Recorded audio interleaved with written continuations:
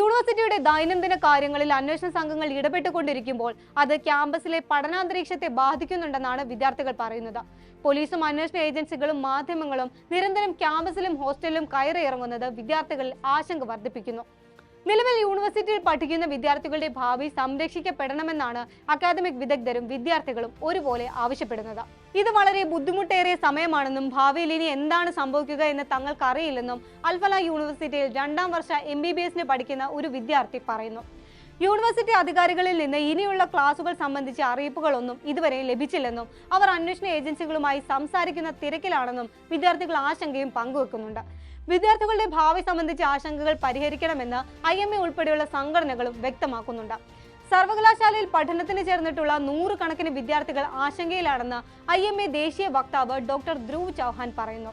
ആരെങ്കിലും കുറച്ചുപേർ ചെയ്ത തെറ്റിന് മുഴുവൻ വിദ്യാർത്ഥികളുടെയും ഭാവി അവതാളത്തിലാക്കരുതെന്നും സർവകലാശാലയ്ക്ക് തന്നെ വിദ്യാർത്ഥികളുടെ കാര്യത്തിൽ ജാഗ്രത പുലർത്താൻ സാധിക്കുമെന്നും അദ്ദേഹം പറയുന്നുണ്ട്.